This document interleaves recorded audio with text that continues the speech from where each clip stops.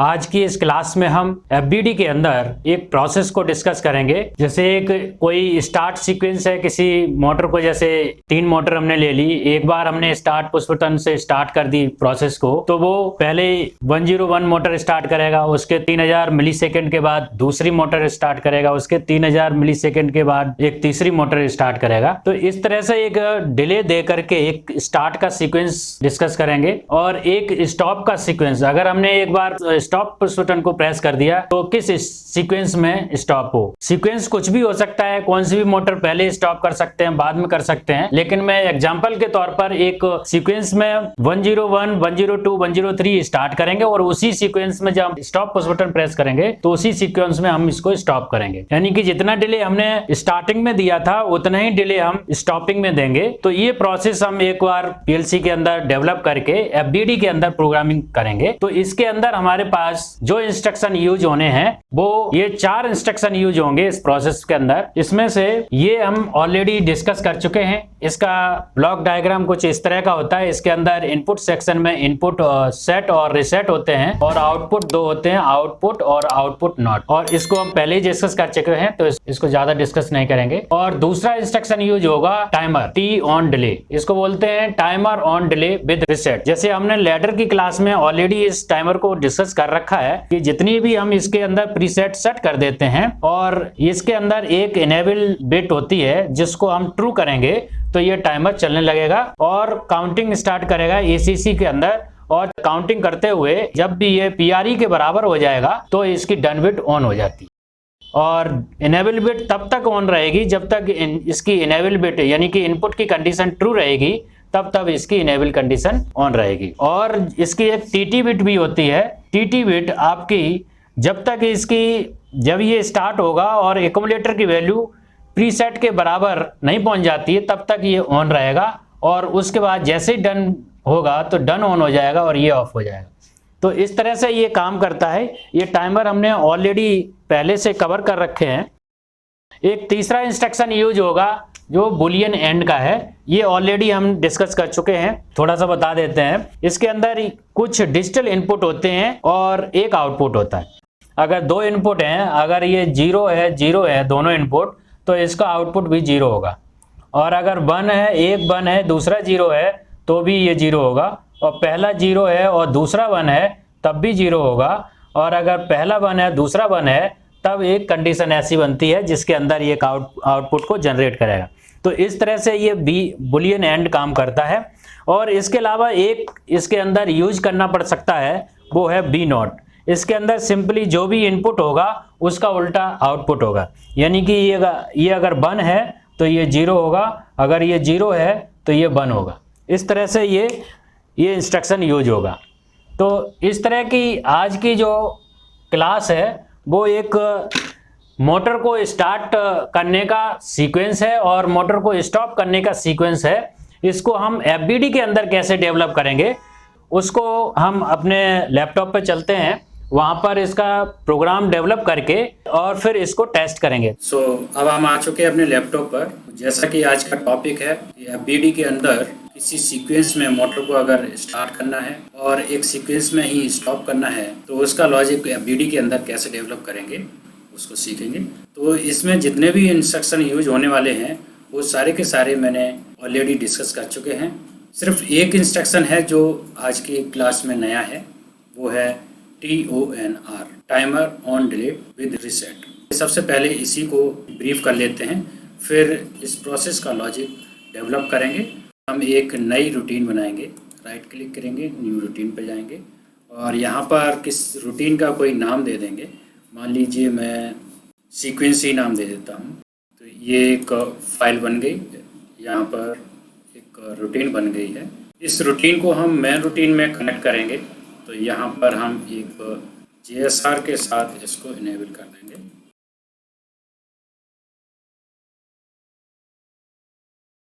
तो सबसे पहला जो इंस्ट्रक्शन है वो टाइमर का है। तो सबसे पहले एक बार टाइमर को अलग से समझ लेते हैं। तो T on delay timer with reset, इस पर क्लिक करेंगे तो ये इस तरह का ब्लॉक आएगा। इसके अंदर एक टाइमर इनेबल बिट रहेगी, एक टाइमर इनेबल की बूल टाइप टैग रहेगा और एक PRE प्रीसेट ये एनालॉग रहेगा और एक रीसेट ये भी बूल टाइप रहेगा। उसके बाद ACC एक्यूमुलेटर ये एनालॉग रहेगा और एक डन बिट यहाँ पर शो कर रहा है, ये भी बूल टाइप रहेगा। इसके अलावा इसके अंदर जाएंगे तो आप देख पाएंगे इनेबल बिट, TT बिट ये सब हैं। तो ये कैसे वर्क करता है इसको थोड़ा सा ब्रीफ कर लेते हैं। जैसे ही ये इनेबल बिट जैसे ही ट्रू होगी तो ये टाइमर एक्टिव हो जाएगा और इसकी EN और TT दो बिट ऑन हो जाएंगी। उसके साथ ही एक्यूमुलेटर में काउंटिंग स्टार्ट हो जाएगी और जो भी सेट होएगा प्रीसेट के अंदर उतने तक ये काउंटिंग करता हुआ टाइमर चलेगा। और जैसे ही ACC की वैल्यू PRE के बराबर हो जाएगी तो डन बिट को ऑन कर देगा और इसके अंदर जो TT बिट है उसको ऑफ कर देगा। इनको भी हम बाहर दिखा सकते हैं, ऐसे हम चेक कर देंगे तो ये बाहर यहाँ पर दिखेंगे। तो यहाँ पर आप enable bit, TT bit, DN bit ये आप देख पा रहे हैं। तो इस तरह से ये वर्क करेंगे। तो इसको चेक करने के लिए मैं क्या करूँगा, एक यहाँ पर एक इनेबल्ड के लिए एक टेस्ट नाम का एक टैग बना लेते हैं जिससे कि हम टाइमर को एक बार समझ लेते हैं, उसके बाद अपने टॉपिक पर। तो इसको हमने एक टेस्ट बटन यहाँ पर लगा दी। जैसे ही इस टैग को हम इनेबल करेंगे तो ये टाइमर काउंटिंग स्टार्ट कर दे। अब इसके अंदर हमें डालना होता है PRE। मान लीजिए मैं इसके अंदर 3000 मिली सेकेंड, हम इसको बाहर से भी कनेक्ट कर सकते हैं, इसके अलावा हम अंदर से भी इसके अंदर सेट कर सकते हैं। यहाँ पर अगर हम कनेक्ट नहीं करेंगे तो यहाँ पर डालने के लिए आएगा, तो यहाँ से प्रीसेट को सेट कर सकते हैं। तो ये प्रीसेट हमने 3000 मिली सेकेंड डाल दिया और अब जैसे ही इसको हम इनेबल करेंगे तो हमारी काउंटिंग स्टार्ट हो जाएगी। एक बार इस प्रोग्राम को हम डाउनलोड कर लेते हैं तो बाकी चीज़ें हम ऑनलाइन ही सेट करेंगे।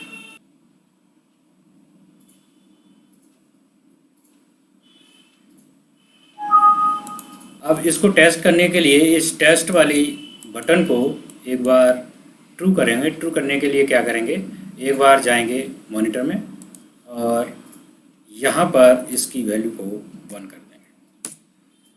जैसे मैंने इसको 1 किया आप देख पाएंगे एक्यूमुलेटर काउंट करना शुरू कर दिया है और जैसे ही ये 3000 कंप्लीट हुए तो ये डन बिट ऑन कर दी। एक बार दोबारा से समझ लेते हैं। समझने के लिए एक बार हम इसको थोड़ा सा टाइम ज़्यादा डालेंगे। मान लीजिए मैं 15000 मिली सेकेंड डाल देता हूँ ताकि ये काउंटिंग करता हुआ थोड़ा टाइम ले। अब एक बार इसको हम रीसेट करेंगे यानी कि कंडीशन को फॉल्स करेंगे और उसके बाद जैसे ही हमने कंडीशन फॉल्स की आप देख पाएंगे सारे के सारे ये 0 हो गए। अब जैसे ही एक बार कंडीशन हम ट्रू करेंगे यानी कि टाइमर इनेबल की कंडीशन को ट्रू करेंगे तो एक्यूमुलेटर काउंटिंग स्टार्ट कर देगा और उसके साथ ही EN बिट और TT बिट ऑन हो जाएंगे और जैसे ही एक्यूमुलेटर की वैल्यू 15000 के बराबर हो जाएगी तो TT बिट ऑफ हो जाएगी, DN बिट ऑन हो जाएगी। एक बार हम यहाँ पर इनेबल करता हूँ। जैसे ही मैंने इनेबल किया आप देख पाएंगे ACC काउंटिंग करने लगा और EN बिट और TT बिट ये 2 बिट ऑन हो गई हैं। अब जैसे ही इसके 15000 मिली सेकेंड कम्प्लीट होंगे तो TT बिट ऑफ हो गई और DN बिट ऑन हो गई। तो इस तरह से ये टाइमर काम करता है।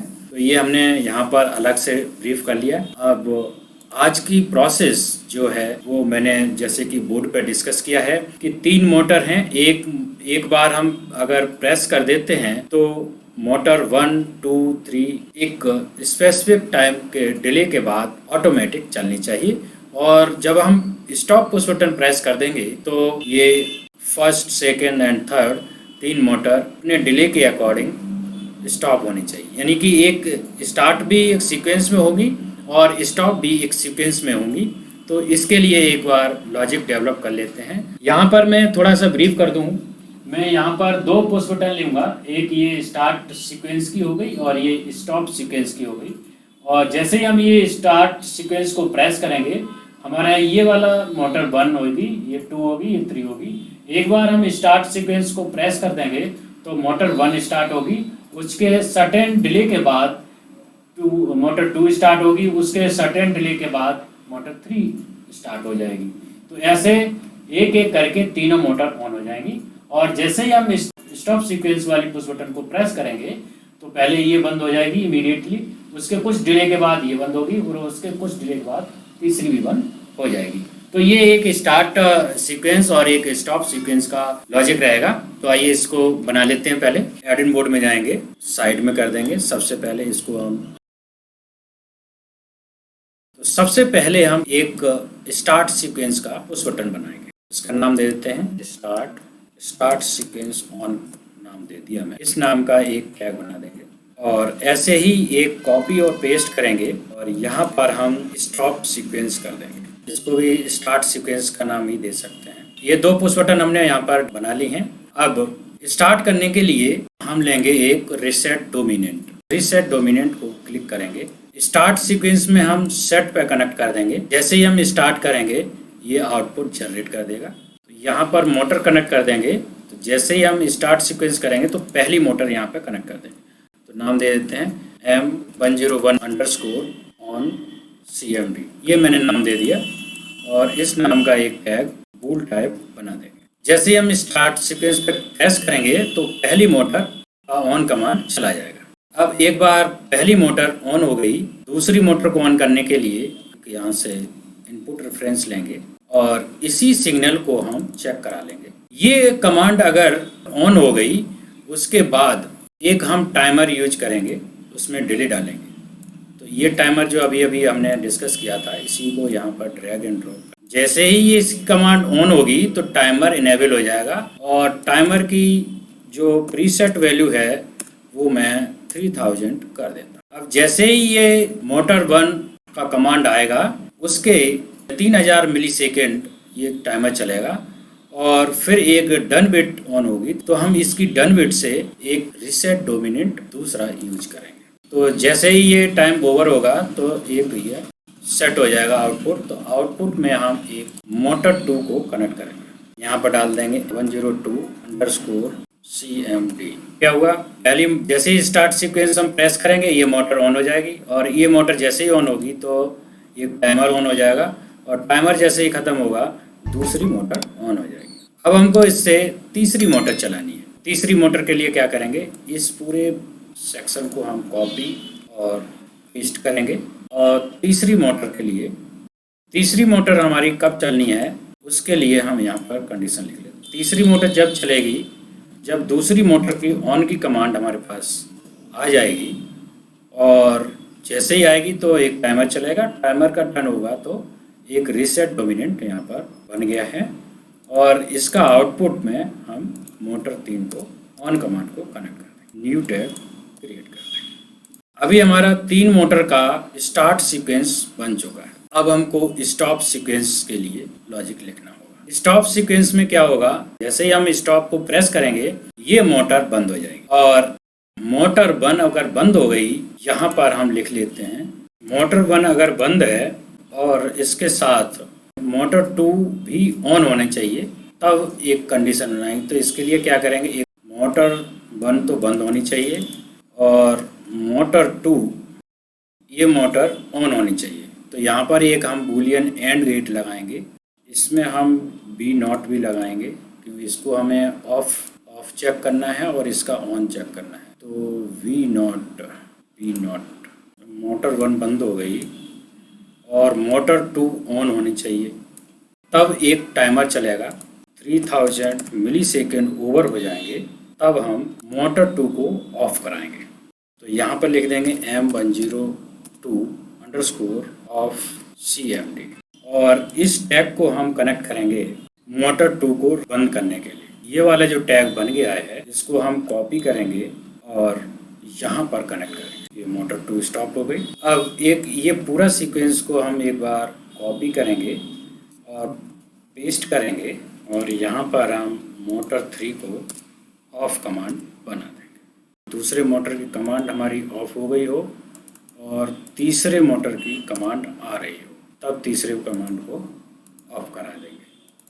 अब ये एक बार टैग बन गया तो इसको एक बार कॉपी करेंगे और इसको हम यहाँ पर कनेक्ट करेंगे मोटर 3 के रीसेट में। तो अभी हमारा लॉजिक डेवलप हो चुका है। एक बार क्रॉस चेक कर लेते हैं। जैसे ही हम स्टार्ट पुश बटन प्रेस करेंगे ये मोटर 1 ऑन हो जाएगा और मोटर 1 ऑन होने से एक टाइमर उसी टाइम चल जाएगा और 300 मिलीसेकंड के बाद हमारा मोटर 2 ऑन हो जाएगा। और मोटर 2 ऑन होने के बाद एक और टाइमर चलेगा, उससे हमारा 300 मिलीसेकंड के बाद एक तीसरा मोटर ऑन हो जाएगा। तो ये तो स्टार्ट का सीक्वेंस हो गया। अब स्टॉप का सीक्वेंस भी चेक कर लेते हैं। जैसे ही हम स्टॉप पुश बटन प्रेस करेंगे इसका आउटपुट 0 हो जाएगा, तो पहली मोटर स्टॉप हो गई।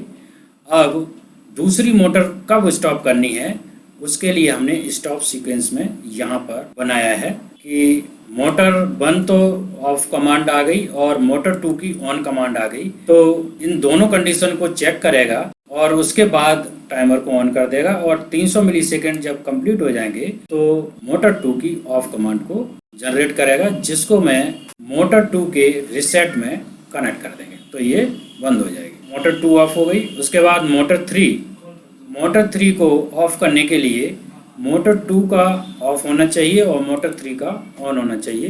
तो ये दोनों कंडीशन इस बूलियन एंड गेट से चेक कर लेंगे और उसके बाद ये टाइमर ऑन हो जाएगा और 300 मिलीसेकंड जैसे कवर होंगे तो इसकी कमांड ऑफ की चली जाएगी तीसरे की, जो कि तीसरा इसको ऑफ करा दे। तो इस तरह से हमने ये लॉजिक डेवलप कर लिया है। अब हमारे पास इसकी आईओ मैपिंग रह गई है, तो आईओ मैपिंग कर लेते हैं। आईओ मैपिंग के लिए जैसे कि मैंने डिस्कस किया है कि ये जो पुश बटन है इसको हमने स्टार्ट सीक्वेंस के लिए बनाया है और ये स्टॉप के लिए, और फिर M101, 102, 103 ये हमने ये लैंप माने हैं। तो इसी के अकॉर्डिंग हम एक आईओ मैपिंग कर लेते हैं। आईओ मैपिंग करने के लिए हम एक नई रूटीन बना लेते हैं। बीडी के अंदर ही IO_ मैप लिख देते हैं। ये आईओ मैपिंग यहाँ बन गई। आईओ मैपिंग को भी यहाँ पर पहले कनेक्ट कर लेते हैं मेन रूटीन में। अब आईओ मैपिंग के अंदर हम आईओ मैपिंग कर देते हैं। तो आईओ मैपिंग करने के लिए एक बार इनपुट रेफरेंस लेंगे और यहाँ पर हम लोकल 0 का चैनल 0 यहाँ ले लेंगे और ऐसे ही एक और DI है उसको भी यहाँ पर हम पहले कॉपी पेस्ट कर लेते हैं। उसका नेक्स्ट चैनल जो है 1, ये 2 DI हमने ले लिए और इन DI को हम कनेक्ट करेंगे आउटपुट रेफरेंस लेकर के स्टार्ट सीक्वेंस में, और एक और आउटपुट रेफरेंस लेंगे और यहाँ पर हम stop_sequence। ये 2 DI कनेक्ट हो गए। अब 3 DO उसको भी कनेक्ट कर लेते हैं। यहाँ पर हम इनपुट रेफरेंस लेंगे, ये 1 कनेक्ट हो गया। ऐसे ही कॉपी और पेस्ट करेंगे, यहाँ पर सेकंड मोटर सेकंड चैनल पर कनेक्ट कर देंगे और उसके बाद कॉपी और पेस्ट करेंगे और यहाँ पर तीसरी मोटर तीसरे चैनल पर। तो ये हमारी आईओ मैपिंग हो गई। ये DI हो गए, ये DO हो गए। इसका नाम हम आईओ मैपिंग कर सकते हैं। इस तरह से ये हमारा लॉजिक डेवलप हो चुका है। इसको एक बार असेंबल करेंगे।